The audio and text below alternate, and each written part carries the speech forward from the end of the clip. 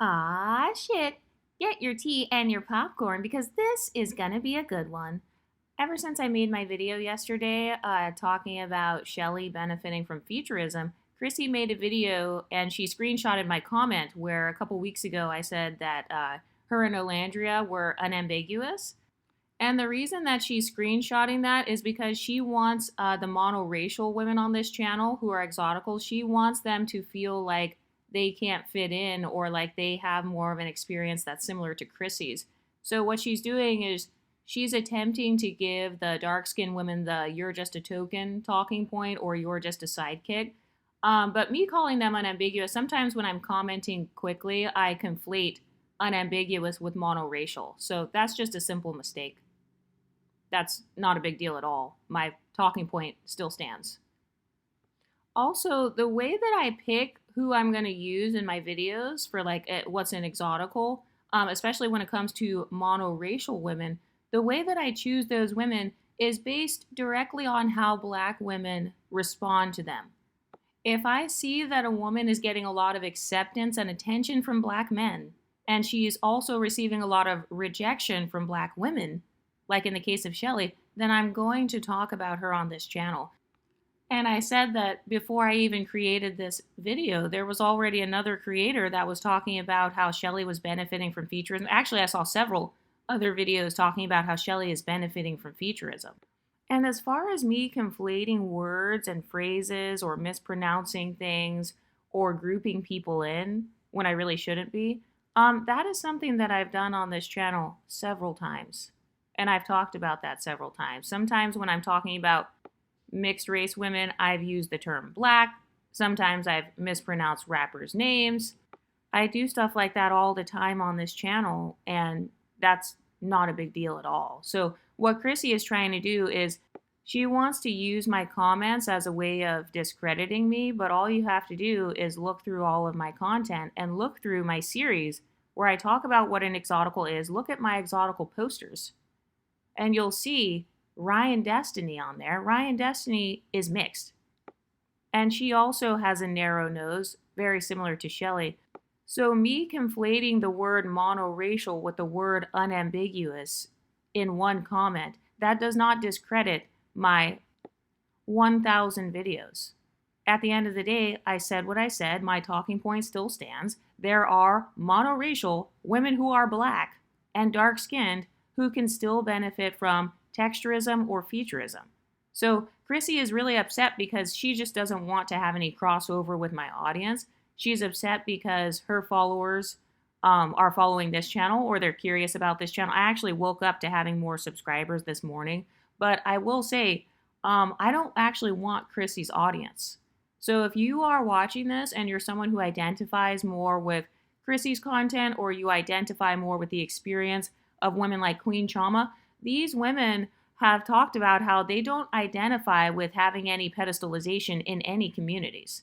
So that this channel wouldn't be for you, but Chrissy is so threatened by my growth to the point where she's spiraling and responding and making videos at 2 a.m. thinking that she's going to get me riled up or thinking that she's somehow going to destroy my platform, and it's never going to work out. And also, I find it interesting, too, that now you've got unambiguous women trying to police what an exotical is while they simultaneously move the goalpost for what being unambiguous means. So isn't that interesting? Chrissy is accusing the exoticals of the exact same thing that she herself has already done. Because if you look at all of her content through the past 15 years, especially her colorism content, she has talked about how the average experience for black women is suffering from colorism, texturism, and featurism. And now she's saying that unambiguous women can benefit from the isms. So my next question is, Chrissy, do you view light-skinned monoracial women as having the same experience as unambiguous women? Because if so, then why did you spend over a decade coming against those same women that you are now trying to claim as unambiguous? And I have another question too for Black YouTube. My question is, why is there nobody that wants to show images of what they consider to be unambiguous? Like here on the Exotical channel, part of the reason why I make so many videos and part of the reason why I make my Exotical posters is so that just in case anyone is confused by my comments or my content, or if I make a mistake, just in case, they can always reference my 1,000 videos and the actual posters where I show people's faces. I point fingers and name names and show what I consider to be exotical. And it's funny that they're even fighting over that title because the word exotical was never supposed to be taken seriously. It was never supposed to be seen as a race. It was never supposed to be seen as this thing where it's like they put the phrase exotical on such a pedestal to the point where they're literally fighting to be considered exoticals. We now officially have unambiguous women on Chrissie's channel fighting to claim they have the same experience. And also, by the way, you do know that I talk on my channel about how one of the main experiences of an exotical is that you get pushed in and out of unambiguous blackness. I talk about that all the time. I talk about how when you get exotified, there are always going to be people who say, well, you just look black, or you don't look mixed, or you're not even light-skinned, or, there are always going to be people who say, oh, well, no, she is unambiguous. Oh, no, she's not. So that's why I say on this channel all the time that the whole point is if people are arguing back and forth about your facial features or about you benefiting from Featurism, as is what's happening in the case of Shelly, then that right there is all the proof that we need. And another thing I forgot to mention too is in the last video, Chrissy was like, oh, I need the exoticals to stick with their original talking points. But Chrissy never knew our original talking points. She hasn't watched my 1,000 videos. I have 1,000 videos worth of talking points. And I'm not saying that my channel is perfect, but it's pretty hard to argue with over 1,000 videos. So I think that Chrissy, what she's doing is she's attempting to point out what she thinks are holes in the exotical space. And she's trying to use that to tell dark-skinned women, see, you don't actually fit in. See, you don't belong. See, you're at the bottom. Get out of the exotical space. Get back over here in the unambiguous community with me where you belong. Get back over here and watch my channel. Stop watching Exoticals United. So she thinks I changed my talking points when in reality I just made an error and conflated the word unambiguous with the word monoracial in a comment. So that's not a big deal at all. If I truly meant that, I would have never even made a video about Shelly at all.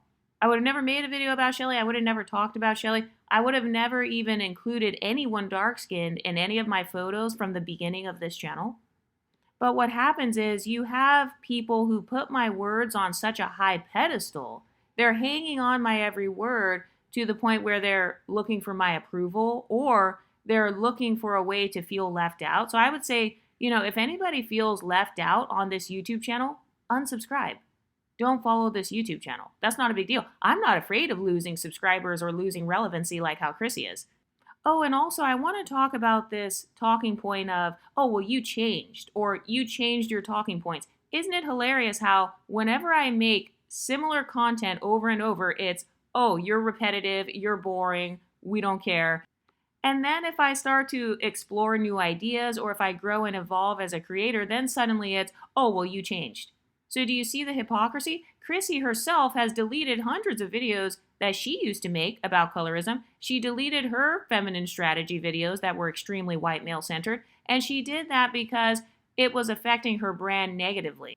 And it was also because she can't take the smoke of 100 channels clapping back at her. But notice how when it comes to the exotical space, what they're attempting to do is bring up different videos. Or another thing too I've noticed is sometimes people will, they'll come on my channel and they'll say, oh, did you see what XYZ other exotical creator said? They have a different opinion than you on this. What do you think of that? And what they're doing is they're attempting to divide our space up. And none of those divide and conquer tactics are going to work. That's not going to work on this channel. And another talking point that I saw, somebody was like, oh, the exoticals are just trying to put Shelly and Olandria against each other. I mean, the fact that people think that the exoticals have this much power is insane. The fact that they think we have power over actual celebrities in Hollywood, people with millions of followers, millions of brand deals and stuff like that, the fact that they think we have that much power, that shows that our pedestal is in the sky. And another thing too is Chrissy was like, oh, Exoticals are mad because Shelley and Olandria are getting the most attention out of everyone from the last season. That's false. They're getting the most attention in the black community. And I showed a graph proving that in one of my past videos. Huda and Amaya are actually the top two that got the most attention if we're just talking about followers, if we're talking about opportunities. I know that Amaya is also going to be a presenter. Well, allegedly, she's going to be like a presenter at the Emmys, and she's doing all this other stuff. So saying that we're upset because those two women are receiving attention is laughable. Also, you guys have to remember that Chrissie said herself that another woman's pretty privilege doesn't trickle down. Another woman's attention doesn't trickle down. So just because, like, even if Olandria in particular was getting the most attention, let's say Olandria becomes the next Beyonce. Let's say Olandria just becomes a superstar. Even if that were the case, that is still not going to change the everyday lives of women who are following Chrissie. So I find it actually kind of sad that they're fighting to live vicariously through random women. I mean, like I said, I don't care who they choose to live vicariously through. I do not care if they use Shelley as representation for unambiguous dark-skinned black women. I mean, they've been using biracial women for the representation of unambiguous women for decades. So why would I suddenly be upset that, oh, they're using someone that's dark-skinned?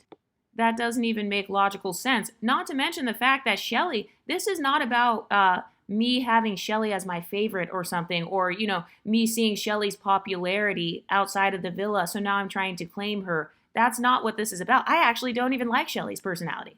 I didn't even like Shelley's personality. Go check out my members page, and you will see me talking about Shelley. You'll see me talking about Olandria. I mean, everybody really pissed me off this season, and I don't like any of the men.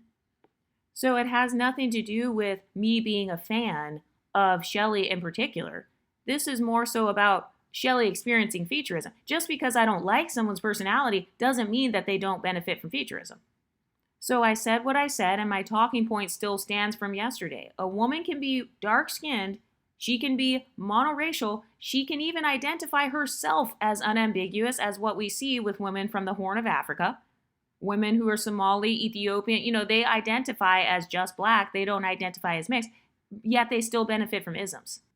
And then I also saw that Chrissie was like, oh, they're making monoracial women exotical when the word exotical is typically used for mixed race women. So I will say, yes, people do tend to call mixed race women exoticals, which is why I conflated the two in my comment. But anybody who follows my channel knows that I included monoracial women on my channel from the very beginning. And that's why when I first started, a lot of people got mad because in my intro, I talked about how what makes someone have an exotical experience is either being mixed or looking mixed. So I used to use that phrase, looking mixed, but it was too broad, like people didn't really understand what that meant. And generally speaking, if somebody is saying you look mixed or you look exotic or you look different or you're not like other blacks, they're saying that because you benefit from an ism. So it's either colorism, texturism, or featurism. So Chrissie saying that exoticals are only women who are mixed, that's false. I mean, anybody who watches this channel or any of the exotical channels knows that we actually have monoracial women who are creating exotical content. We have women who are dark-skinned, women who are East African, who are creating exotical content. So that talking point falls apart instantly. And then she tried to make the argument that the exoticals are combining with unambiguous women. She doesn't understand that this channel was never just mixed women, but I will say, even if the exoticals were combining with unambiguous women, wouldn't you be happy, Chrissie? Wouldn't you be glad that we are, you know, giving unambiguous women credit or getting along or, you know, we're one big happy family? Isn't that supposed to make you happy? So it's like, even if we were combining with women, I thought your whole goal was to empower women who are black. So wouldn't you be happy that unambiguous women are like receiving camaraderie with women of mixed race? So do you see what I mean? She's actually exposing that deep down inside, she doesn't want dark skin and light skinned women to get along. She doesn't want multiracial and monoracial women to get along. She doesn't want unambiguous women to get along with anybody else, any other types of women with different phenotypes.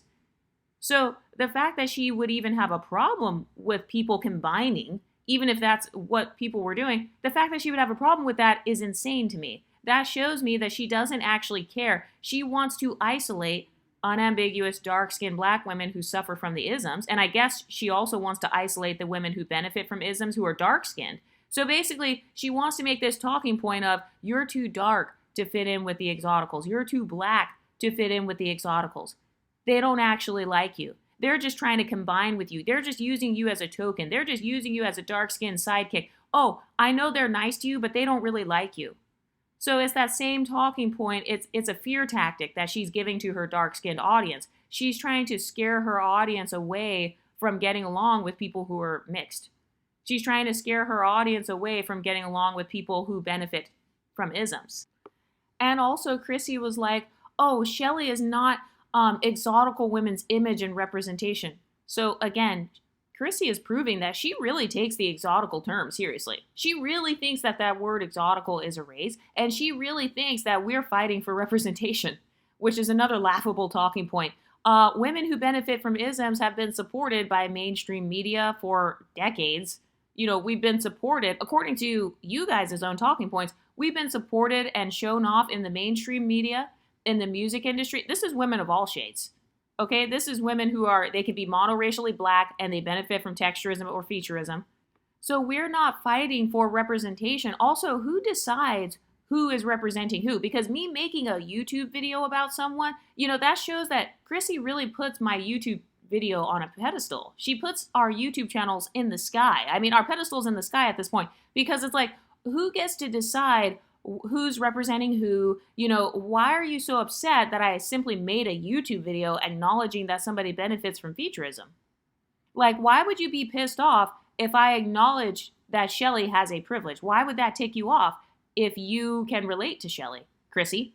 Why would it tick you off if I said that a dark-skinned woman is receiving pretty privilege, or she's, you know, being thrown in and out of blackness, or she has a fluid identity? Why would dark-skinned women having a fluid identity be threatening to you, Chrissie?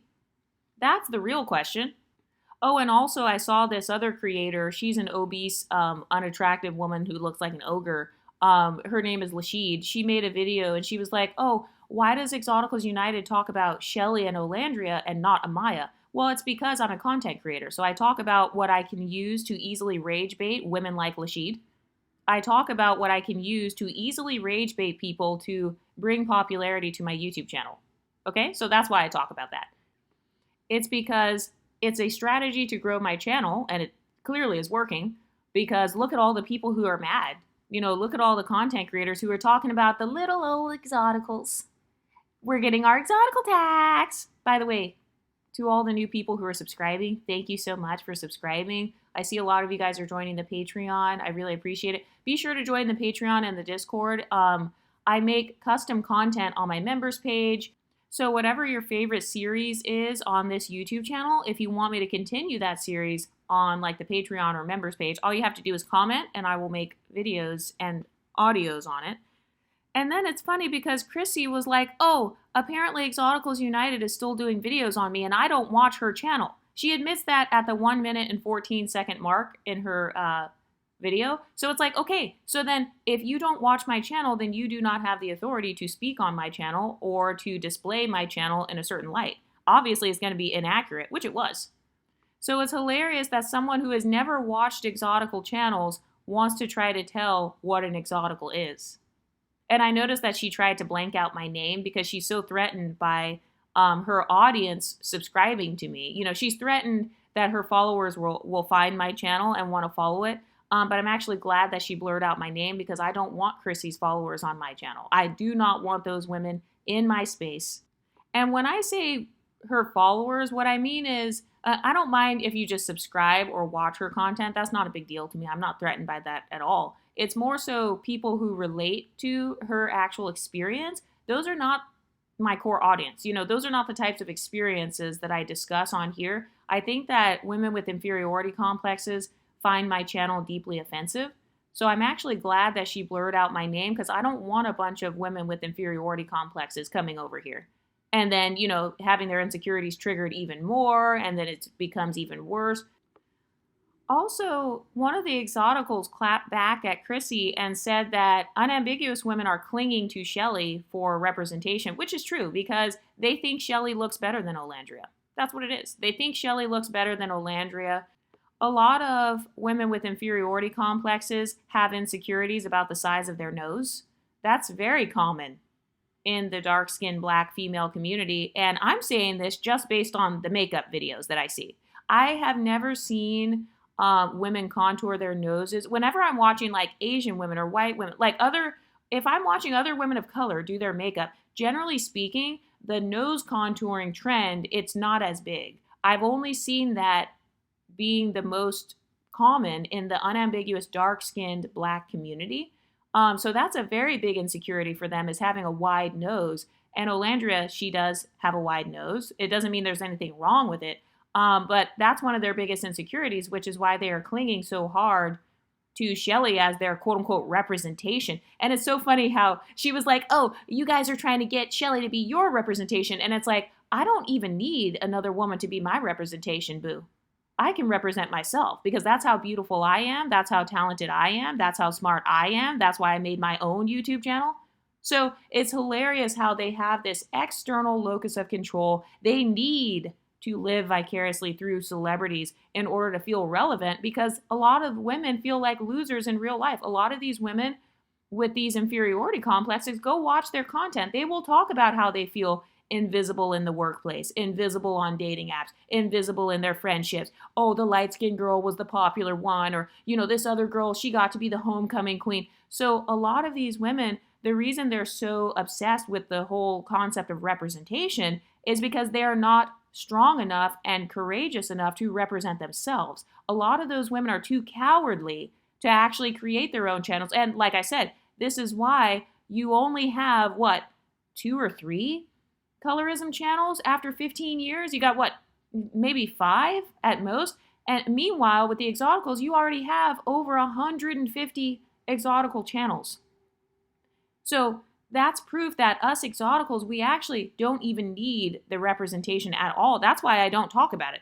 I don't make that many pop culture videos on this channel because I don't want to, because I don't want my audience to look to celebrities and put them on a pedestal or live vicariously through celebrities, and that's their only source of validation.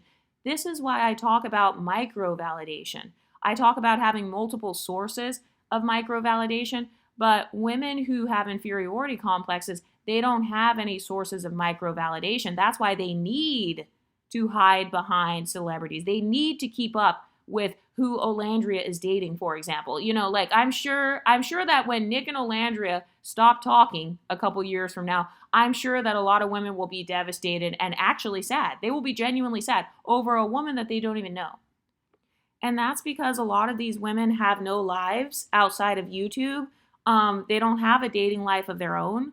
And so that's why you see them binging all these shows like Love Island. I mean, I told you guys several times, I still have not finished Love Island. I don't know if I will finish it because I don't even have time to sit there and watch 4 or 5 hours of a reality TV show. But the reason these women are so upset that the exotical space is diverse, it's because we have more representation than them. And like I said, that was never even my goal because I'm just an anonymous YouTuber. I am not the queen of Hollywood. I did not create mainstream media. So I never even came on YouTube with this mindset of, I'm going to change mainstream media. No, the way that I came on here was, look, I'm just going to make my content. Whoever resonates, resonates. And whoever doesn't, never view my channel again. Goodbye, and you won't be missed. And then in her video, Chrissie was like, oh, these women are hiding behind exceptional women who are mixed race. And it's like, okay, notice how she doesn't define what's an exceptional mixed race woman. She never showed any photos. So that's my question. It's like, Chrissie, show photos, point fingers and name names. What do you consider average? What do you consider unattractive? And what do you consider exceptional? Notice how she couldn't show any photos. All she was doing was basically starting, and then she was like, oh, and some of the women in the exotical space aren't even mixed. And it's like, okay, once again, like I said, you never had to be mixed in order to be on this channel. I happen to be mixed, but you never had to be mixed in order to relate to this channel. The branding of this channel from the very beginning was always promoting women of all different phenotypes and different admixtures. That's why I talked about admixture. Admixture, whenever I use that phrase on this channel, I'm really gearing that type of content towards women who are monoracial, but they happen to benefit from isms, probably due to their admixture. So, for example, I've had light-skinned women on this channel who are monoracial. They identify as just black. Some of them have identified as unambiguous, but they're just conflating the two words, which we have done before. So that's not a big deal, though. But sometimes, even if a woman has just a little bit of admixture, there was one girl on here who was 85% black, and she happened to have a high yellow skin tone. So it's like, okay, she may just have a small amount of admixture. She may not be mixed race, but that admixture clearly was significant enough to show up in her phenotype, and it's affecting her experiences. So that is valid as well. So this argument that, oh, some of the exoticals, they're not even mixed race. None of the exoticals said they were mixed when they weren't. I haven't seen that. I'm not saying that that can't exist, but I haven't seen that. Being mixed race or being white passing or being biracial, that doesn't make you more valid in the exotical space. In fact, that's why a lot of biracial supremacists are mad at the existence of my channel. They never liked that I included women who are monoracial or women who are like, maybe they have a lower admixture, but they happen to have like a silky hair texture, for example. Like there are a lot of dark-skinned women who happen to have Native or Indian ancestry. So they're dark-skinned, they have broad features, but their hair is straight because of their Native ancestry. So I acknowledge women like that. So that's why even when I first started this channel, you had a lot of biracial supremacists upset with the fact that I acknowledged things like that. So being closer to whiteness, having a closer proximity to whiteness does not make you more valid in the exotical space. We don't have hierarchy thinking. So by Chrissie making that comment that, oh, some of those girls over there aren't even mixed, she's trying to create a hierarchy. She's trying to say, you're just black. You're too black to be an exotical. It's that same talking point. You're too black. You're not mixed enough. You're not even mixed. And then if you're dark skin over here, oh, well, you're not even light skin. And then if you have type 4 hair, oh, well, you don't have silky curly hair. You're not a triple threat with the curly hair and the light skin and the mixed ancestry. So they're trying to divide all of us up and create a hierarchy because they want the women, they want the women who are closer to blackness, they want those women to feel left out. So if that's not internalized racism, I don't know what is. Do you see her inferiority complex coming out in her content? What she's saying is the closer to dark-skinned black women you are, the more you're at the bottom. So you can't be exotic. You know, that's what she's saying. Shelly can't be exotic. You can't be exotic because you're too dark. You're not even mixed. You're not biracial. So you can't be exotic. You're not a real exotical. And it's funny how the woman who directly called us exoticals, well, actually, it wasn't Chrissie. It was her followers when I first came onto YouTube. The women who were directly calling us preferences and calling us exoticals and talking, complaining about how black men preferred us. Remember, black men in the villa were preferring Shelly. So that's, according to Chrissie's own talking points, that is not the average experience of unambiguous black women. And then in her last video, she was like, that's not true. All of us have received attention from black men. Okay, but have you received attention from black NBA players? Black professional basketball players like Shelly? Have you received attention from black professional dancers or men who are in the industry? No, you haven't. And you know damn well that that's not the average experience of a quote-unquote average unambiguous black woman. The average black woman is not being hit on by a black professional athlete. And then I also saw that Chrissie was like, oh, well, the exoticals, they're not even mixed, and a lot of them are just self-hating and they're just bleachers, and basically we're all frauds. That's the talking point that she tried to give. By the way, be sure to check out Chrissie's video where she attempts to dox me. Go look at those pictures that she's using to attempt to dox myself and the other exoticals. There are plenty of doxing videos on here. By the way, doxing does go against the terms of service, so I technically could report those videos if I wanted to. If I was actually in danger and actually felt like doxed or whatever, I really could. But go look at all of the women that they say are behind all of our YouTube channels. And I want you to tell me, do you think that Chrissie, if you were to see Chrissie in real life, and if you were to see me in real life, I just want you to imagine in your head what you think I look like, what you think Chrissie looks like. Who do you think has more valid talking points on their channel? Who do you think has the more valid content?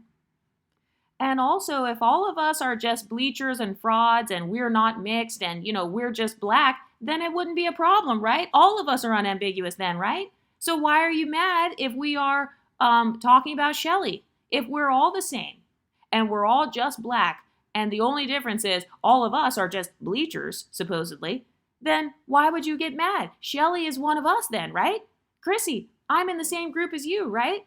I'm your representation, Chrissie. You guys are talking about Olandra and Shelley, the exoticals. I'm your representation then. If all of us are just, we're not any different than you, and we're all in the same boat, then why would you get mad if light and dark-skinned women are getting along over here? Why would you get mad at the unity of this channel? Why would you get mad if multiracial and monoracial women get along in the exotical space? Why would you get upset about that if we're all the same?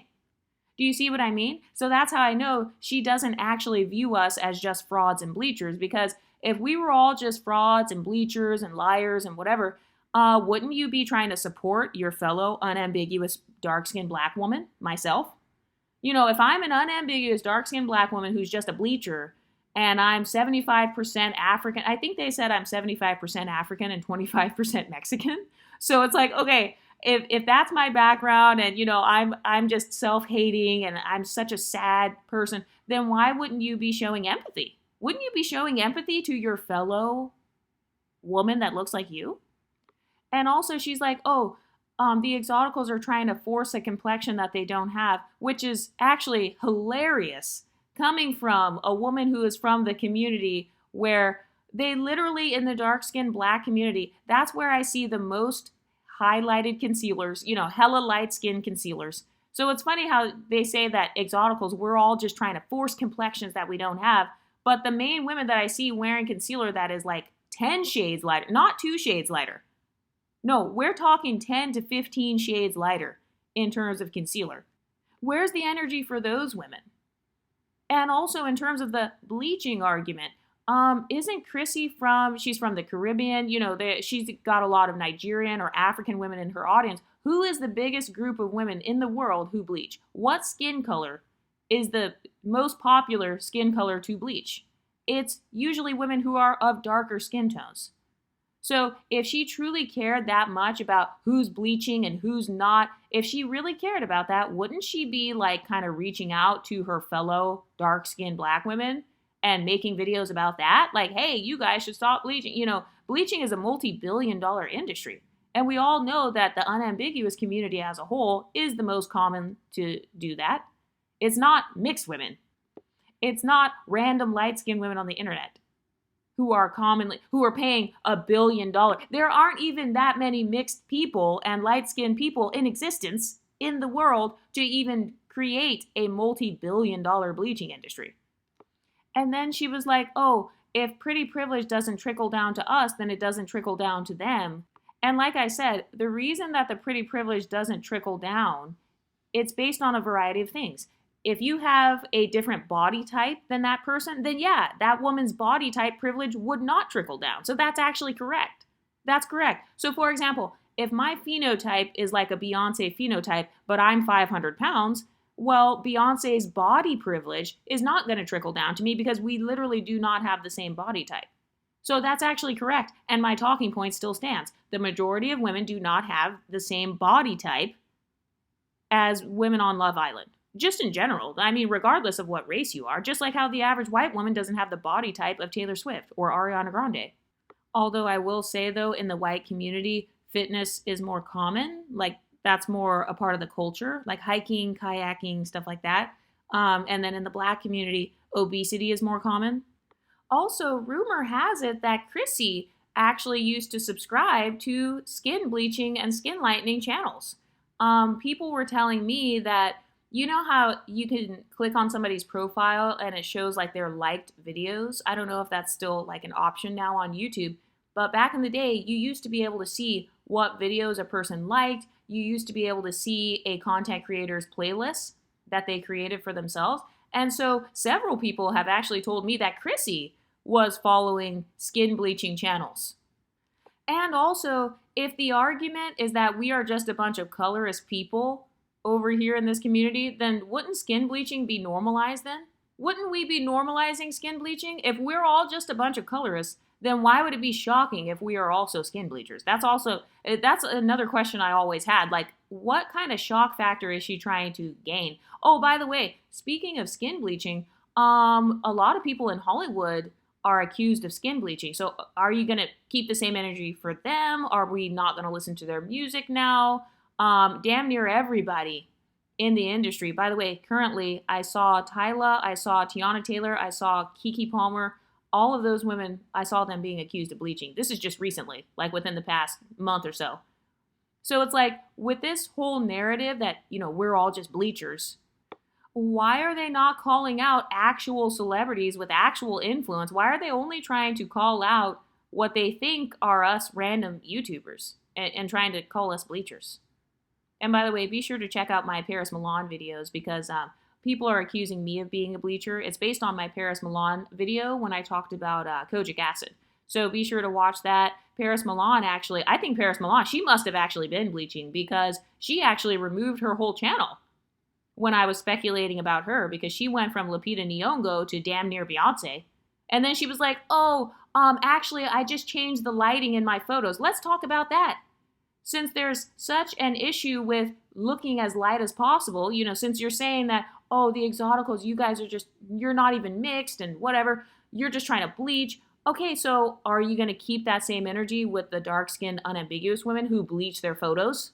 They put hella filters on their photos, or they only take photos during golden hour, or they only take photos outside in the sun, can't take not one photo indoors, can't take not one photo without a ring light, can't take any photos without softbox lights, because they're trying to look as light-skinned as possible. I mean, actually, I was going to talk about this. Just yesterday, I saw someone, she happened to be dark-skinned. Her photo was of a light-skinned woman. So I didn't recognize her, even though she was standing right there in the room. I didn't recognize her because that is how light-skinned her photo was. So since Chrissie is so outraged about, women not being mixed or, we don't fit in and we're just bleachers, why does she never talk about the unambiguous women who bleach or the women who they bleach their photos? And then Chrissie in her video, she was like, most people are average, including mixed race women. Okay, but there's a difference between your level of average versus somebody else's. Okay, so for example, being the average model. So you may be quote unquote average in comparison to models, but in comparison to society as a whole, because you have a model body and because models have high status, you would not be considered average. So Chrissie saying that, most women, including mixed women, are all average. Her saying that doesn't really hold any weight because we all know that in society, being multiracial or looking like you're multiracial or looking quote unquote exotic and benefiting from isms, we all know that society pedestalizes that. So they don't view it as average. So which one is it? Do the isms exist or not, Chrissie? Do people get pedestalized and treated special because of benefiting from isms or not? Which one is it? So do you see how now she's trying to move the goalpost and say, everybody, you guys are all just average anyway. Okay, well, the version of being average and benefiting from an ism is still a completely different experience than being an obese, unambiguous, dark-skinned black woman with 4C hair who suffers from colorism, texturism, featurism, misogynoir, and fat phobia. That's different. Those are two different types of average. So again, notice how she doesn't say in her video what her standard is for average. Also, it's pretty hilarious that Chrissie is so obsessed with trying to determine who's average and who's not. Why does she care what mixed women are average? Why does she care if we're average or not? Why does she care how we look in general?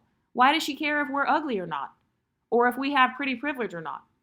Do you see what I mean about this mindset where she's constantly competing, constantly comparing? We may be average, but you're average too. Notice how when I was talking about them, notice how Chrissie, she has never claimed to have pretty privilege. She has never said, I have pretty privilege or, I get treated special. I have privilege based on my body type and body shape and I'm in shape. I have a very nice aspirational body. Notice how Chrissie, she was smart enough to not call herself aspirational. But it's actually kind of sad because her argument against me is, I may be average, but you guys are all average too. all you mixed women are average too. You do realize that mixed women are a combination. We are birthed from black women. You do know that, right? So if I'm average, what does that make you? If I'm average and I have black ancestors, what does that make black people then? And also, this whole concept of being average, the way that I view average is it doesn't have to be a bad thing, but guess what? This channel is not for women who are average. So if you identify as average, if you do not feel privileged, if you do not feel like you are special, you do not have the self-esteem to be on this channel, please unsubscribe from my channel because I'm trying to capture a very specific audience here. But what I noticed is Chrissie, she's really just upset. It's like that talking point of you think you're all that when you're not. You're just average. You're average like me. You think Shelly is special. You think Shelly is exotic when she's really not. She's just average like me. She's just the average, unambiguous, dark-skinned black woman. So they have this mindset of if I don't get to be above average, neither do you. And also notice how Chrissie never gives any credentials on what she considers to be average versus not. I actually made a 90-minute video talking about what I consider to be average. Please check out my medium ugly video. That pissed a lot of people off, and I'm glad that it did. But yeah, that's what I talk about when it comes to being average. Average means you're treated as average, your lifestyle is average, your dating options are average, your friendships are average, your social status is average. It means that there is nothing special and nothing remarkable about you in terms of physical appearance, in terms of personality. Well, we can just keep it on physical appearance, just to keep it simple. So average means that there's nothing special about you. You blend in. You're invisible. So that's actually, it's not a good thing. That's not good. I don't want anybody to feel average. I personally don't want to be average. I don't want anybody on this channel to feel average. So it's interesting how in the black spaces they will say, oh, most of us are just average and that's not bad. And it's like, okay, but it's also not good. Having an average income or an average life, that's not good. That's not aspirational. Most people want to level up in life. Why do people create level up content? It's so they don't become average. Why do people level up their looks? Why do they level up their finances? Why do they move out of these average black neighborhoods and go to an upscale neighborhood? The word upscale in and of itself means that it's above average. So it's funny how they try to gaslight and they try to say, oh, being average is not bad, but then at the same time, it is bad just by definition. You don't want to be average. But the way that I define being above average means you look above average, you get treated special, you get told that you look special or exceptional. There is something about your beauty or your face or whatever that gets you special treatment. So above average women have a pedestal. Colorism, texturism, and featurism, and mixed race privilege, all of those things are different forms of pedestals. The way that you look determines your experiences, and your experiences are what determine your insecurities. So for example, if somebody is insecure about their skin tone, it's because they had bad experiences with their skin tone. If they're insecure about their face, it's because they had bad experiences when it comes to their face. And also, I think it's hilarious how people try to say that I'm ugly because I'm a faceless content creator. It's like, wait a minute, if you guys doxed me and showed my face, wouldn't that mean that I'm not faceless? And also, wouldn't that mean that I am actually pretty if I'm showing my face and have tens of thousands of followers on Instagram, according to you guys' talking points? So do you see how they just talk in circles? What they're trying to do is they just don't like that we have a voice. That's really what it is. The bottom line is, whether I make mistakes on my channel or not, whether I'm perfect on my channel or not, my space is valid.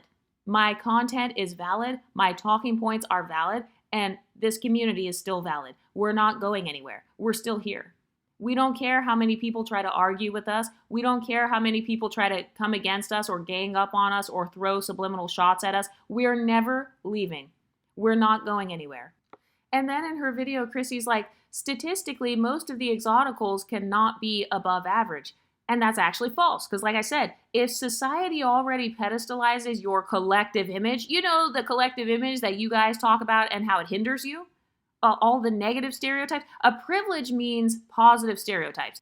So if the average exotical has positive stereotypes attached to her, then she will not be treated as average. I said what I said. And also, if you disagree with me, if you're an exotical who disagrees with me, that's fine. Go ahead and unsubscribe. Go ahead and never watch this channel again. Don't follow this channel because this channel is not for you. But it's like, even when Chrissie tries to make the argument that most women are average in general, okay, well, this channel and this specific channel is not for average women. So who are you talking to? You know, Chrissie, who are you talking to? You must be talking to some other women, some other random women on YouTube. You're not talking to the exotical space because the exotical space was never created for average women. Oh, and that's another thing. We get to determine whether or not we identify as average. So Chrissie has such an external locus of control to the point where she thinks that she has the authority to call you average. She's used to other people telling her who she is. She's used to other people determining her identity. You know, that's why they give the talking point of, oh, the police are still going to view you as just black. She's given the talking point like that because that's how she views herself, is through the eyes of the police. You know, she views herself through the eyes of colorist, texturist, and featurist people. So what she's doing is she's trying to tell us what our identity is, and she thinks it's actually going to work, and it's not going to work because we have an internal locus of control. So we get to decide whether we identify as average or not. And also, another thing about being average, like in terms of looks, if you feel average, that's why they have level up content. That's why they have, you know, makeup content or weight loss content. That's also why I talk about privilege stacking. Privilege stacking in and of itself means that you're above average because you're literally stacking every advantage you have: skin tone, eye color, hair color, etc., body type, finances. You're stacking everything you have in your advantage. So actually, no, you statistically would not be average. If you have all of those privileges working in your favor, that is technically not average. Having privilege in and of itself, by definition, means that you are not average. Being privileged literally means that you have something inherently special about you in society. Is it fair? No. Is it messed up? Yes. But that doesn't mean that you're average. You know, having privilege in and of itself, it means that you're not going to be treated as average based on that particular privilege. Having ambiguity or benefiting from something like featurism, oh, well, now, if you're in the industry, if you're benefiting from featurism and you're dark skinned and you're trying to get into the freaking modeling industry or Hollywood, that's one of the most featurist industries in the world. So you're not average if you're benefiting from featurism and now you're getting brand deals and being a model and all that. So that's not average. So notice how Chrissie, she was unable to define what she views as average because she's talking out the side of her neck. That's why. And then several seconds later, Chrissie admits that she herself is average. So it's like, okay, Chrissie, so you can't even relate. You don't have pretty privilege. You don't have thin privilege. You don't have wealth privilege or whatever. So it's like, you're saying, oh, being average is not an insult. You can't insult me with being average. This is Chrissie. Oh, you can't insult me with being average, but I'm going to try to insult you with being average. So if she feels like we would be insulted by being average, she is admitting that she does not view us as average. And then she said that the exoticals are trying to change the definition of unambiguous. We don't fight over the term unambiguous. If anything, that's a phrase that you've heard me talk shit about on this channel. You've heard me talk shit about unambiguous women with inferiority complexes. So her saying that we're trying to change the definition of what's unambiguous is laughable. But I will say, in terms of being monoracial, and some of the exoticals do still call themselves unambiguous, I don't tend to do that. I try not to do it, but I do mess up sometimes. But it's like, you can be both monoracial and still get exotified. So that's what Chrissie doesn't understand. So that's why you've also heard some exotical creators who are like light-skinned black women. I've heard light-skinned monoracial women who are exotical creators. I've heard them call themselves unambiguous. So what they're trying to say, they mean to say monoracial. So they're not trying to say unambiguous in the same sense that Chrissie is making it out to be.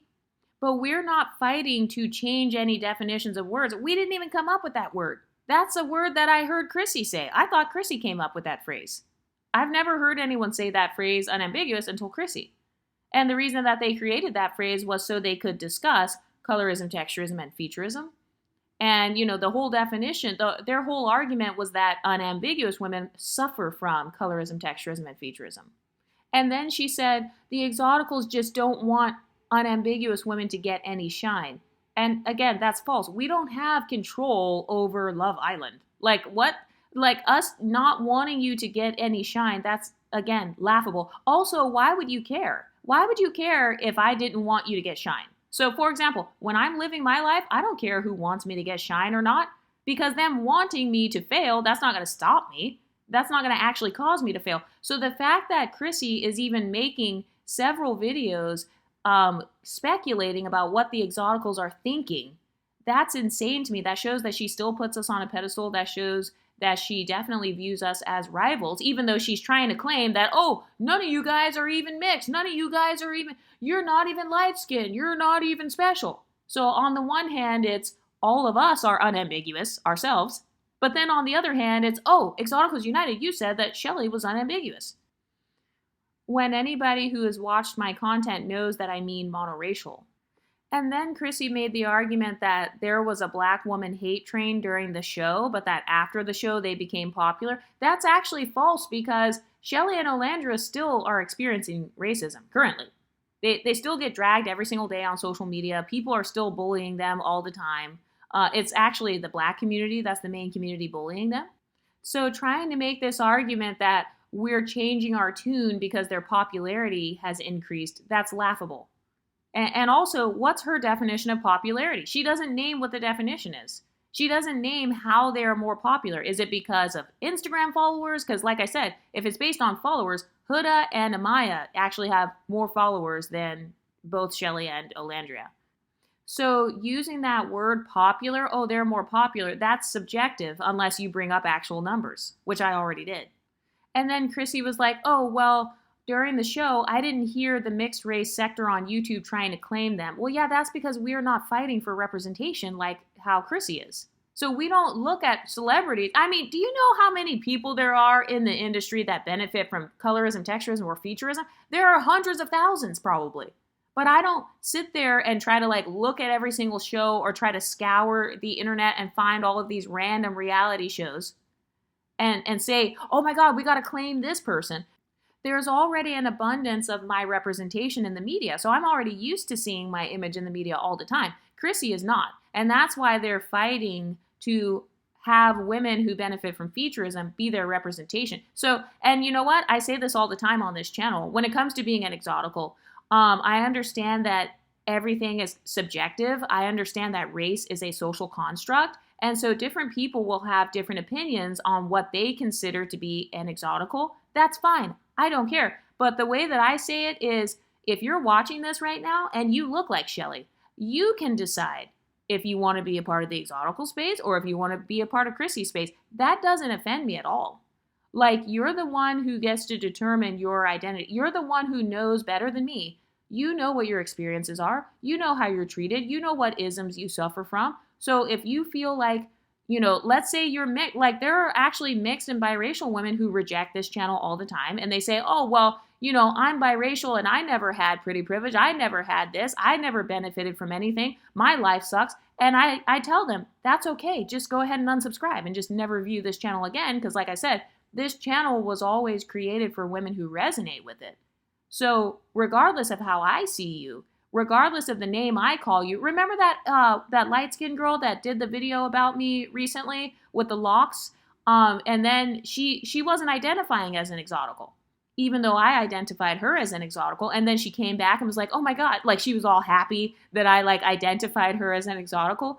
But that happens all the time as well, where you have people where they may fit my definition of benefiting from colorism, texturism, featurism, or mixed race privilege, but they themselves don't want to identify as the term exotical. They don't really care, or they can't relate to the experiences. So that's not a big deal to me. So that's why I was never scouring the internet for representation or anything like that, because I said from the beginning, this channel is just for whoever it relates to. So like if you're light-skinned and you relate more to Chrissie or you relate more to other women, then go follow them. I say that all the time. So you can tell that in Chrissie's mind, she always had this scarcity mindset because she feels like, oh, there are only so many forms of representation, so I got to claim what I can get. So that's why she's mad. And it's like, why can't Shelly represent for benefiting from featurism and represent for dark-skinned women? Why can't she represent both? Do you see what I mean? How it's not about her having a fluid identity. Chrissie doesn't want anyone to acknowledge the fact that Shelley benefits from featurism. That's really what this is about. She doesn't like the fact that we call out the difference between Shelley versus like other women. That's what it is. Because again, she has that scarcity mindset. It's that mindset of there can only be one. You can only watch one YouTube channel. You can only be a part of one community. Oh no, you don't get to hop in and out of blackness. And I say all the time that one of the main experiences of an exotical is you get pushed in and out of unambiguous blackness all the time. Or you get accused of hopping in and out of black spaces. And then Chrissie said that she never changed her stance on featurism and that unambiguous women who benefit from featurism have always been included in her space. And I'm not sure if that's true. Even if that was true, those women were not prioritized in Chrissie's space. Those women were still placed on a hierarchy in Chrissie's space, and those women clearly experienced enough rejection to the point where they came over to the exotical channel. So Chrissie is just mad that there are dark-skinned women who can relate to my content. That's the real reason why she's mad. That's the real reason why she tried to blank out my name. It's because she doesn't want the dark-skinned women who benefit from featurism to find this channel and then actually agree with my talking points. That's really what pisses people off, I notice, is when they don't like me, but then they can't help but agree with my talking points. And also, Chrissie was like, when have I ever said that dark-skinned women with small noses were not black women? Well, when have I said that? When have I ever said that being dark with a small nose means you're not black? I'm not dumb enough to say something like that. Blackness exists on a spectrum, and featurism also exists on a spectrum. So some people may view you as just black. Others may view you as some type of other or some type of exotic black, as we see with women who have kind of this Horn African phenotype. By the way, that's why we see a lot of African American women obsessing over the Horn African phenotype, contouring their noses into oblivion and putting on lace fronts because they're trying to look like the quote-unquote exceptional exotic black dark-skinned woman. And we know that. And then Chrissie in her video, she was like, oh, the fact that Olandria and Shelley are causing all this chaos is proof of what I've been saying. Chrissie, making a YouTube video, that's causing chaos? Because it's not chaotic over here. My channel's growing, my Patreon's growing. I'm getting extra attention because you're responding to me.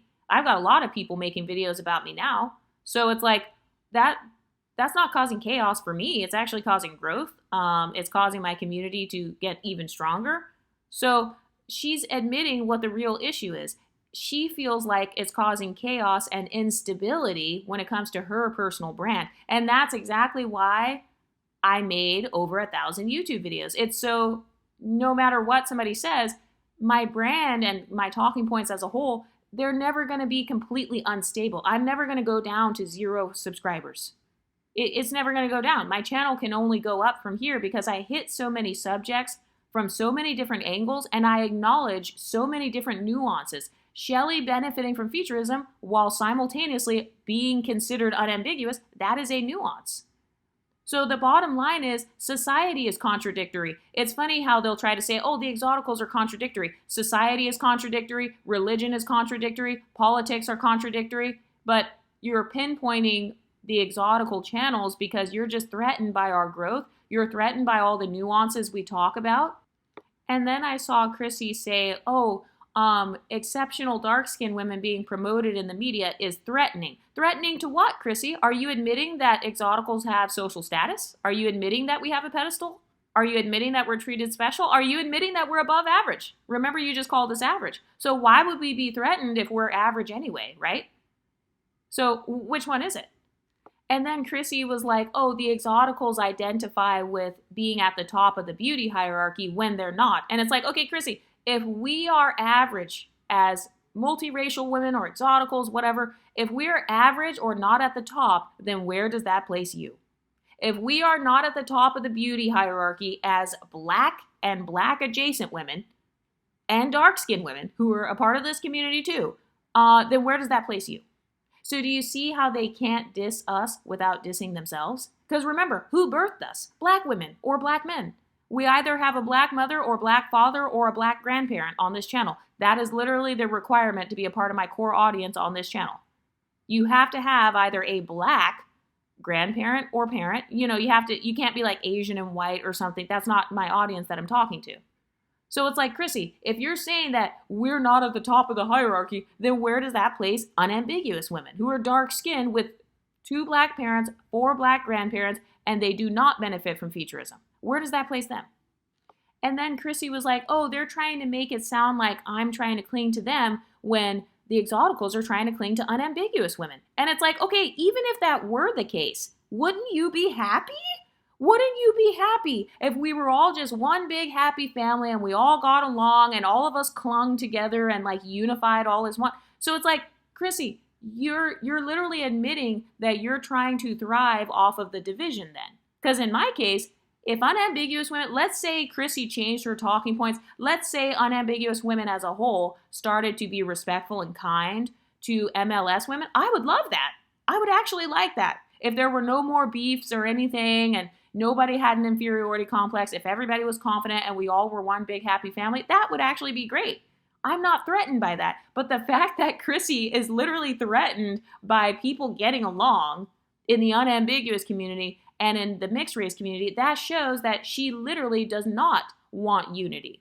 She doesn't care about unity. What she cares about is herself having a form of social power. Her YouTube channel is her only form of social power because in real life, she has been overlooked and rejected and treated badly according to her own talking points. Chrissie has lived such a hard and underprivileged life to the point where she even stopped talking about her personal life.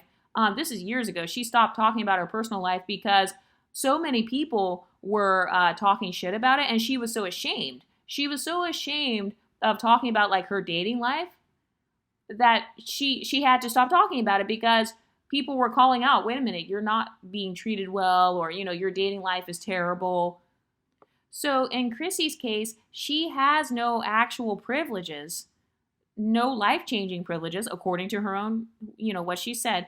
She doesn't have any actual social power in the real world. So her only version of social power, she feels, is on her YouTube channel. And even that is declining because, like I said, she cannot stop talking about colorism.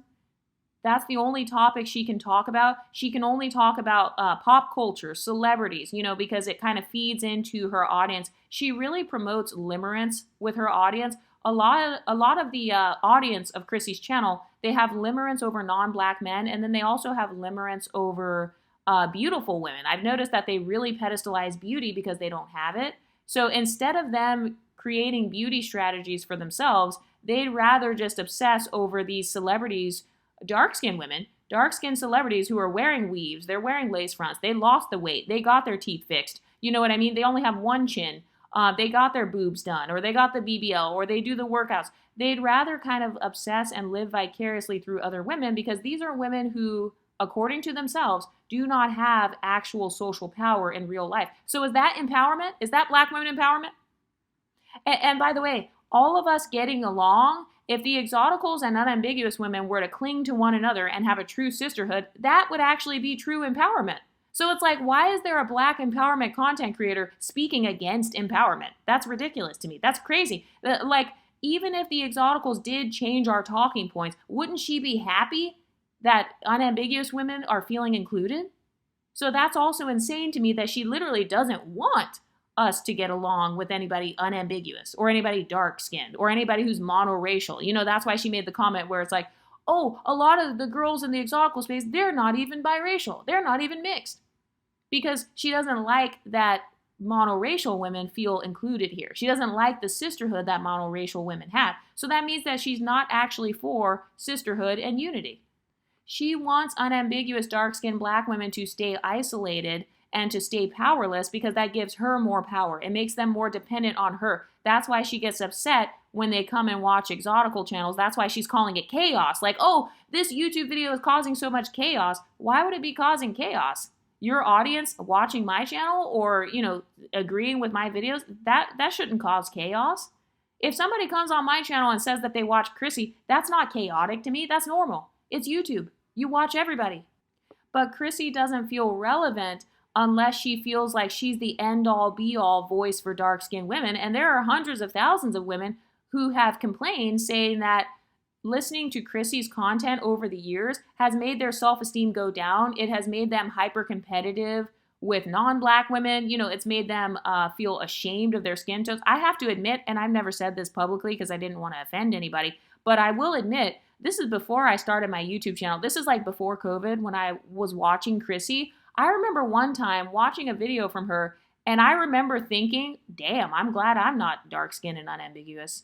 I'm just being honest, just because of how bad she made it sound. She made it sound so bad, like it sucks so much to be unambiguous and dark skin and to have the 4C hair and all that. She made it sound so horrible. And I remember it was a video that she was making about celebrities and stuff, and she was talking about how nobody rich, her whole talking point used to be that rich and famous men don't like black women who are like monoracial, you know, dark skinned with broad features. Her talking point was that they're always the butt of the joke. I remember Chrissie also talking about how she felt like black men would sexually experiment with her or with black women in general, dark-skinned women. But then when they wanted to pop out and like show somebody publicly or actually get married or whatever, then they would choose an MLS woman or like a non-black woman to do that with. I remember just being so like feeling so horrible to the point where that thought actually crossed my mind. And obviously I knew that that was a toxic way of thinking, which is why I just stopped watching Chrissie at that point. But it's like, she literally wants unambiguous dark-skinned women to feel isolated. She wants those women to feel like they'll never fit in. She wants those women to feel like, you know, these other women don't like you. They don't really want to include you. Oh, they're just trying to switch it up. They're just trying to change it up.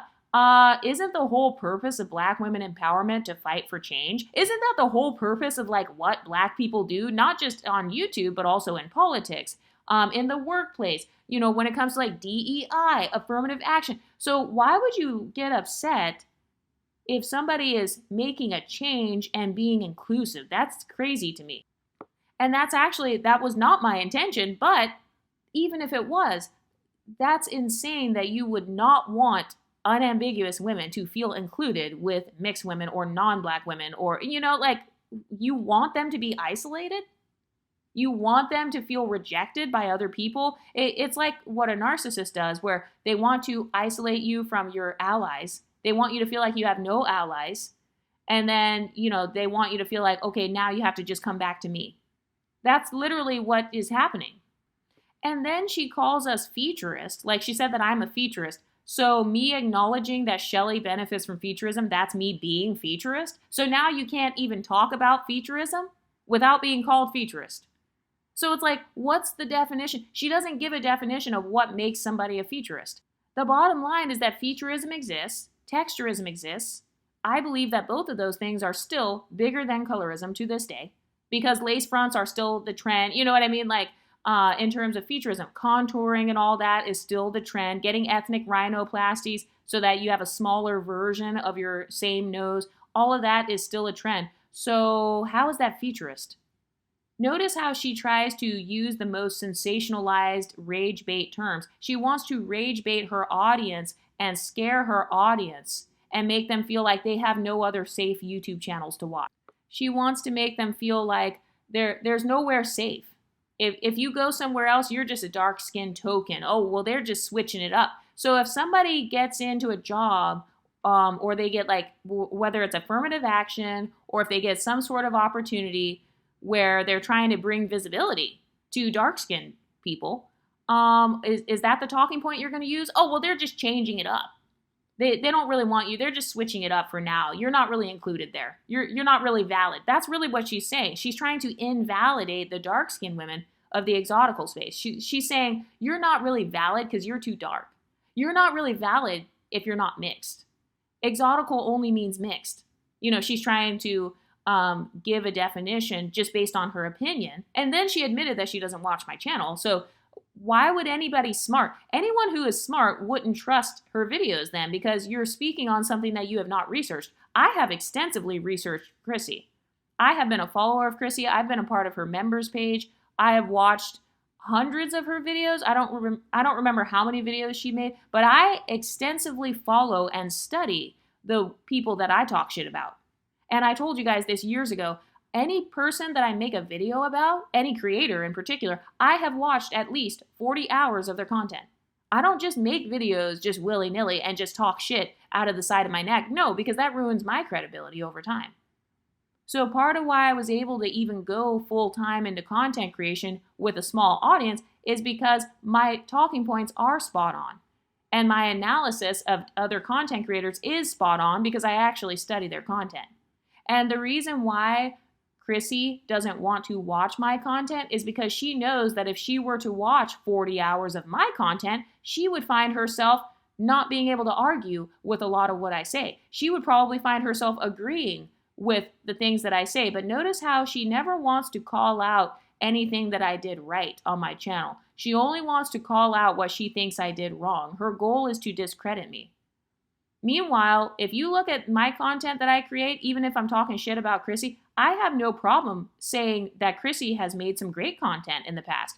I think she made phenomenal content about dissecting Black men in particular. I think she did a good job with her analysis of the pro-Black movement and how it was actually pro-Black male. So I have no problem talking about another content creator's strengths, even if I don't like them. I have no problem saying that because I'm not threatened by Chrissie. She's not my competition. I don't want to have the same audience as her. So I don't have a problem saying anything that she did right or anything that she talked about that was correct. But notice how whenever people are talking shit about the exotical sector, they don't come at this sector in good faith. It's always an attempt to just discredit us at all costs. They never want to acknowledge any of our content that is actually correct.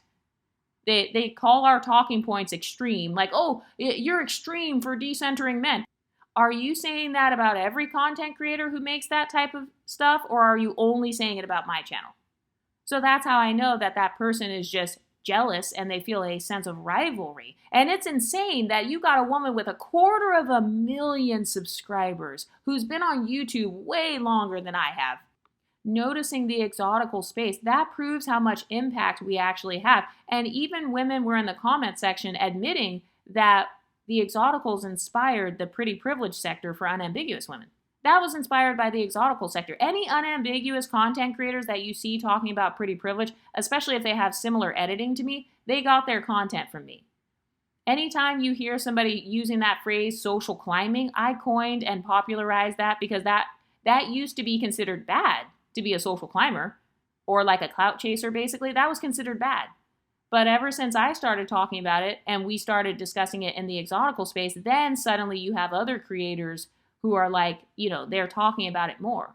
So our space has had so much impact. And to think that I only have 30,000 subscribers with this much impact, I'm literally rattling women who have 250,000 subscribers. We had Paris Milan who quit her YouTube channel, all because we were talking about whether or not she was a bleacher.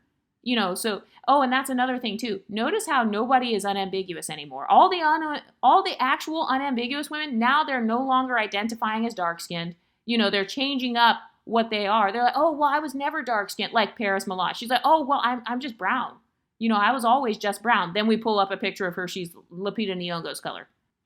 And then in the case of Queen Chama, where in the video she's like, oh, Clark's skin tone is the same as mine. Then we pull up pictures. Then she's like, oh, well, actually, I didn't say that it is the same. I said I might have the same skin tone as Clark. No, there is no might. Chocolate does not look the same as beige. Sorry.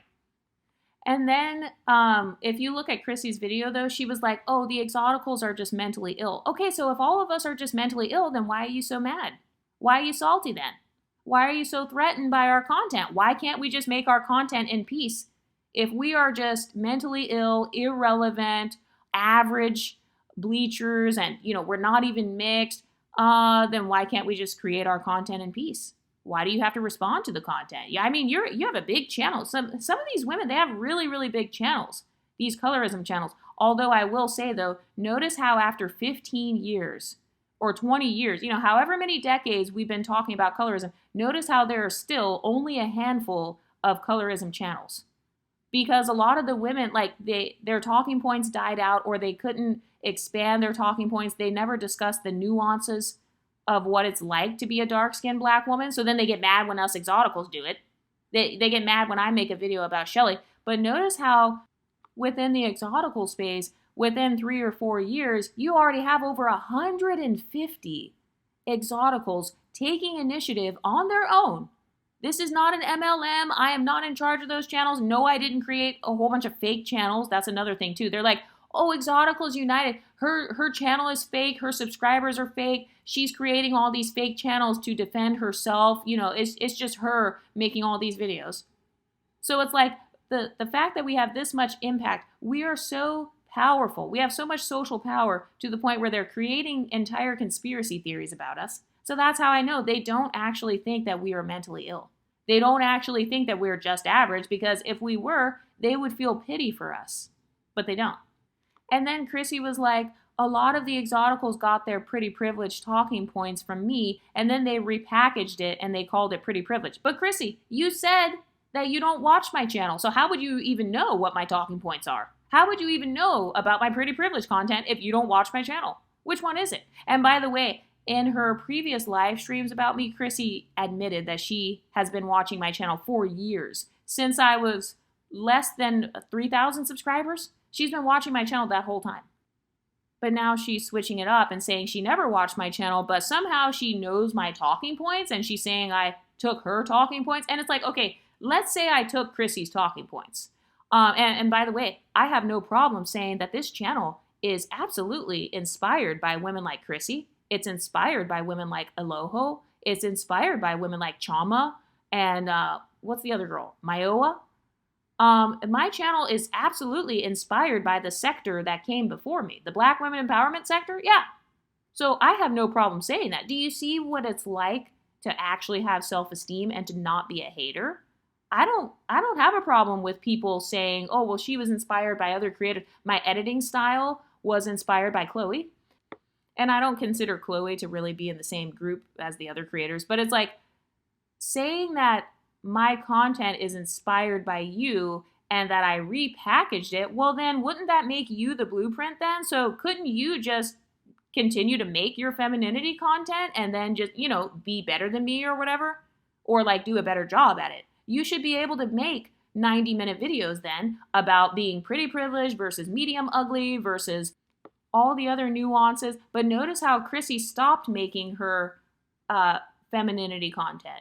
Well, the reason why is because, number one, she herself is not perceived as feminine, and she herself does not have good social strategies. That's why her feminine strategy channel flopped. That's why she couldn't remain consistent on there. And by the way, her trying to start that channel, a lot of people argued that she tried to start that as a way to, I guess, try to compete with my channel, or it's because basically Chrissie's content has always been very focused around race and being a dark-skinned Black woman, whereas my channel is technically a variety channel. Like in the algorithm, my channel is a variety channel because I talk about exotical stuff, but I also make hundreds of videos that have nothing to do with race. I talk about like weight loss, decentering men, child-free stuff, pretty privilege, social climbing. We do like story times on here. I've told my story times, you guys' story times. So Chrissie's channel doesn't have as much diversity within the content. And that's because Chrissie's actual life doesn't have as much diversity within it. So she doesn't have the experience to really discuss feminine strategy in the same way that I would as somebody who actually has used this stuff in real life. Even according to who they doxed, look at who they doxed, saying that it was me and saying that it was all the other creators. Look at all those women that they doxed, saying are the exoticals. Those women, if you actually look at those women's social media, go on Lipstick Alley, go look at those women's social media, and you'll see that all those women actually, they succeeded in social climbing in one way or another. A lot of those women are educated, they're authors, they're models, they have tens of thousands of followers on their other social media accounts. So we actually have proof and something to stand on outside of just YouTube. Chrissie doesn't have that. That's why she's so threatened with dark-skinned women watching exotical content. She doesn't even want them watching exotical content, which is actually fine because, you know, this is our own secret society of pretty girls, so we don't need everybody having access to our same social strategies anyway. Also, when Chrissie tried to say that I took her femininity content, first of all, the women in the thumbnail, those outfits are ugly as fuck. Like, one of the women has on like a Pocahontas necklace with a fucking zebra striped shirt and like some capri pants that are highlighting her cankles and like these an ugly ass bag, stiff weave. I'm like, what? I did not copy that femininity content. And also, on my content about femininity or kind of like social climbing, using your femininity, I don't tend to talk as much about the external. And that's what people like about the exotical space. We don't just talk about beauty from the surface level like how Chrissie does. We talk about the psychology behind beauty. We talk about how to develop your own internalized beauty standard instead of showing random pictures of overweight women with a tight ass zebra print zigzag thrift store sweater that is too tight and it literally makes her look like she has a uniboob with like a puffy black skirt and some jet black stockings with jet black shoes and a synthetic lace front. That is not the standard of femininity that we promote here. No shade against you if you wear stuff like that. I'm just saying that even our content about femininity and social climbing it's still different. It's not the same. Because if it was the same, then people would prefer to watch Chrissie's content, right? You know, Chrissie would have kept all of her content up, or she would still be, I guess, promoting it more, or she would have actually been consistent on the feminine strategy video. But the reason she wasn't able to stay consistent on there is because, like I said, she can't. She can't do it. She can't stay consistent and talk about feminine strategy because she doesn't have any feminine strategies. And when she does talk about her strategy, she has to use MLS women like Meghan Markle as her example. So that's why a lot of women are like, oh, well, if she's going to use an exotical as her example for femininity and social climbing, then why not go follow actual channels that talk about that?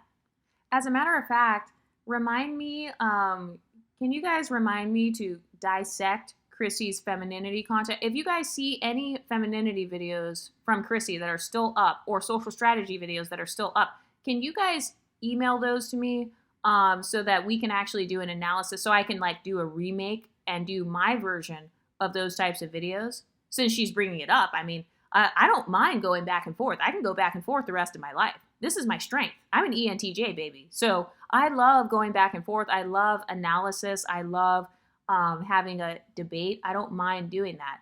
But yeah, I think the weakness in her feminine strategy content though was that it was very white male centered. It was all about how to multiculturally date. You know, it was all about how to become multicultural. If you go to her members page, I was a member of her page, and if you go on there, her videos are basically just talking about how to become multicultural so that you can have a fluid identity. That's literally what her members page is talking about. And also, when it comes to fluid identities, who do you think the market wants to learn from more? Do they want to learn from a monoracial, monocultural, unambiguous woman who is from Indiana and has only lived in one region of the United States?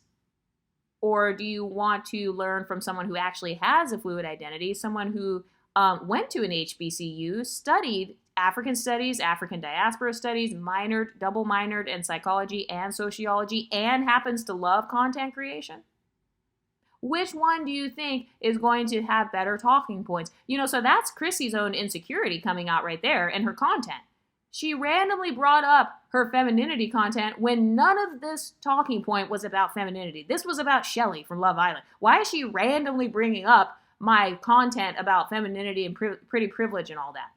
Why does she care about that? Especially seeing as we're all average, right? So that shows that she has a sense of rivalry. She has a sense of rivalry with me. She has a sense of being threatened at the fact that the exotical space talks about a lot of different topics, not just race. And we effortlessly put it in our content because when you're an exotical, like if you are not suffering from misogynoir, colorism, texturism, and featurism on a daily basis, you naturally begin to think about other things besides just like your race and your phenotype. And so that's why a lot of the exotical channels, it's so easy for us to talk about other stuff. Like if you go on the Black Exoticals channel, for example, she talks a lot about career, you know, social climbing using your career and kind of like intellectualism. It's just way easier for us to talk about other topics because we're not so bogged down by trauma. Chrissie's channel, it's one big trauma bond. It's one big form of PTSD. And don't get me wrong, every woman should have a safe space to trauma dump and vent. Like, that's what our Storytime series is here on this channel. We do create a safe space for venting and dumping, but the majority of my content, like 80 to 90% of it, is really focused on how to attain more social power, how to level up, how to social climb, whereas Chrissie's content is more focused on what are the pop culture trends, what's the celebrity tea that's happening, and then how does this woman affect media representation. So her specialty is actually different than mine. So we're technically in two different lanes. So just because there's some intersectionality with our content, just because I might talk about a similar subject, it doesn't mean we're in the same lane. She's obsessed with media representation because she pedestalizes the media. And it's like, okay, if you pedestalize the media, that's fine, but like, stop trying to pretend like you're going to teach your audience about feminine strategy and social strategy when you're not. You know, that's why Chrissie stopped creating her femininity content. She also removed it, and she removed a lot of her older videos because she knows that they were very bad against light-skinned women. But if you look at my old content, my cringy ass content, my terrible ass, low quality, cringy content from when I first started, it's still up. And that's because I know that it's still very valuable and it's still helping to grow my channel to this day. Chrissie had to hide her content because it wasn't going to help her channel grow. That's the real reason that she hid the content. It was either so low quality that it would not help her channel grow, or it was her proving my point that a lot of her talking points were white male centered. It's all about how to get a rich white man to look at you. You know, how to get a man to approach you at the bar, how to go to the hotels or whatever, dating apps, how to go and date these men from foreign countries so that they can give you attention. That was her social climbing strategy. Whereas on this channel, this is the only sector on YouTube that really offers dozens of solutions to internalize colorism, texturism, and featurism. We offer a variety of social climbing strategies. I talk about getting an education, becoming financially stable, learning how to invest, starting your own YouTube channel, creating a members page, and a Patreon. I don't see Chrissie promoting her audience creating YouTube channel. If 250,000 of her followers were to create dark skin colorism YouTube channels, she would feel threatened. She wouldn't promote that. That's why she never tells her audience, hey, you guys should make your own YouTube channels, make your own income, represent yourself. But on Chrissie's video, she was like, 10 years ago, I made a video called Always Look Pretty. Okay, but it's locked up. It's locked up in the archives, Chrissie. Why'd you lock it up? If it's such great, fantastic, fabulous content that is not male-centered, it's not black male-centered, it's not white male-centered, it has nothing to do with men. If it's truly that great, why wouldn't you promote that on your public channel, or at least on the members page? And then at the end of Chrissie's video, she goes on a rant like, oh, you're just mad because we have aspirational women to look up to. And it's like, that's how I know that she has low self-esteem, because I don't even tell my audience to look up to anyone. I literally tell you guys all the time, do not look to me as your leader. I am not your boss. I'm not the boss of the exotical space. I'm not the boss of your YouTube channels. Don't look up to me. Do not put me on a pedestal. Don't put other people on a pedestal. Do not try to be like anyone else. Don't try to follow anybody else. Create your own standard of beauty, your own standard of living, your own standard of social climbing. So the fact that Chrissie is fighting so hard and saying, no, these are the women that we are going to look up to in the unambiguous community. Ma'am, I don't care, because I am my own standard. I look up to myself. I'm on the pedestal. I am the Shelley and Olandria of my own life. I am the Beyonce of my own life. So I don't have to look externally to flawed women, women who I don't know, women who are not me. Why would I look externally and aspire to be them? I don't have to aspire to be another woman. And also, there's a difference between someone being aspirational and someone being inspirational. So the way that I look at the women that I show on my images, or just other women in general, those women are inspirational. I don't aspire to be them. I don't want to wear their skin. I don't want to be in their shoes. So do you see how she's unintentionally creating a culture of pathological envy?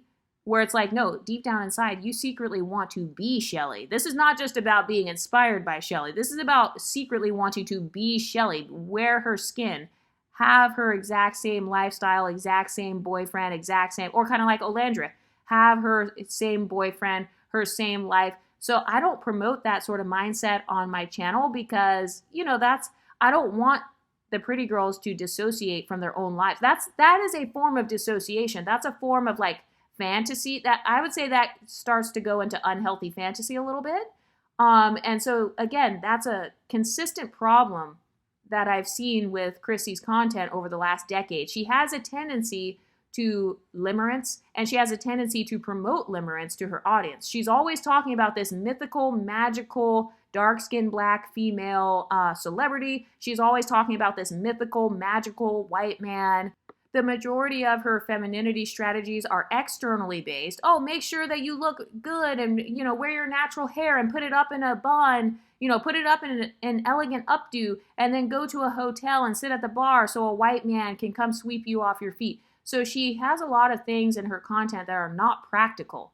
So that's why you see her audience, that's why they're still struggling with inferiority complexes a decade later. This is also why there are still less than 10 colorism content creators even making that content a decade later, because it must be tiring. I mean, that sounds exhausting. Trying to always be somebody else, always fighting for representation in an industry you don't control, as opposed to just choosing to be your own representation on your YouTube channel and actually encouraging your own audience to create YouTube channels.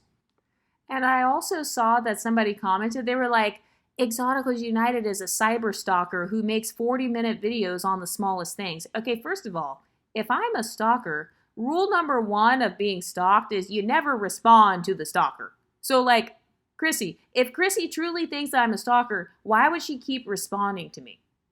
And then also, making 40-minute videos on the smallest subjects, that's a gift.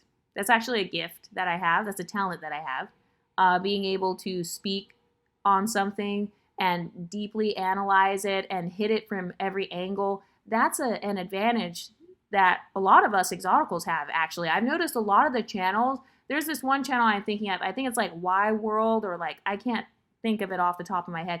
You're in the Discord. Can you comment down below with your channel name? When I see new exotical channels, we are able to make 90-minute videos about one thing because, number 1, we're smart. Number 2, we actually have the life experiences and the story to back it up. We're not just random ghetto women who used to date unambiguous black men who were thugs and high-functioning alcoholics and were engaged for 8 years and, was only born and raised in the same state in the Midwest, never left, never lived all over the country, never experienced life. We're not just a bunch of women sitting around in rocking chairs talking shit. Look at the body types of the women who talk shit about the exoticals. Every single one of them is overweight or obese. Look at them. Lashid for you, obese. Chrissie, obese. Golden Goddess, overweight. So look at the women who talk the most crap about the exotical space. These are women who don't even get out to go to the gym, for God's sakes. So you can forget social climbing stuff. They're not going anywhere. They talk about being elegant and classy, yet their lifestyle doesn't represent that. All of the stuff I talk about on here, and I'm not saying I'm perfect, I'm going to make mistakes just like anybody else, but the stuff I talk about on here, I do my best to actually live it. So I talk about discipline and consistency. I'm extremely consistent on my YouTube channel, on my Patreon. All the stuff I talk about, weight loss and all that, I'm speaking from personal experience as someone who has actually done it. I'm not just giving these grandiose theories. And that's another thing. A lot of people think that us exoticals, they don't like how we go deep into theoreticals. And it's really not theoreticals. It's us being innovative, and it's us gathering anecdotal evidence. It's the same thing that Cynthia G did, the same thing that Kevin Samuels did. That's why people are threatened. It's the same thing that Shira 7 does. They gather anecdotal evidence and they say, hey, if a guy acts like this, based on what we've all experienced, this guy is dusty. Or hey, this person is a black male worshiper. Or hey, this woman has unrealistic dating standards. So every up-and-coming sector on YouTube, they always start off in theory, but then we gather the evidence as time goes on. And that's why people are truly threatened. It's because this is not about my YouTube channel. This is about us starting a movement. This is about us clapping back on a large scale because you already have 150 channels. It's similar to like how the red pill became popular or decentering men or whatever. It always starts off as a small community, and then over time, over like a decade, usually it takes about a decade, it becomes big and mainstream. So that's really what it is. That's why people are threatened. They're mad because the exotical talking points and the stuff that we talk about on this channel, it's growing. This channel is trending upward. This channel is trending upwards to be very big over the next 10 years. If you look at my analytics, it's constantly trending upwards. The fact that I could go full time at such a small size shows that. We have a very passionate audience over here. So if that makes us psychoticals, then so be it. I mean, I'm still here with my psychotic ass. Still relevant with my psychotic ass. Still got a Patreon and everything. Also, in the case of Chrissie, doesn't she talk about how women should stop watching and supporting exoticals? You know, women who benefit from the isms. Doesn't she talk about how you should stop supporting them because by default you are supporting a system that is anti-black?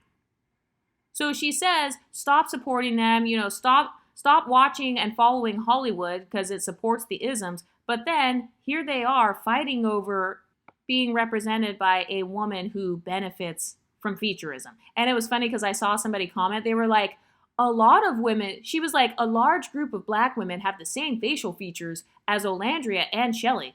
And it's like, okay, first of all, not Shelley for sure. But in the case of Olandria, why are they trying to put Olandria and Shelley as if they're twins?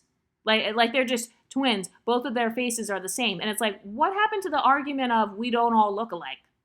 I thought that all black people don't look alike, but now they're trying to say, oh, Shelley and Olandria do look alike, and we're all the same. And a large amount of black women look like that. So which one is it?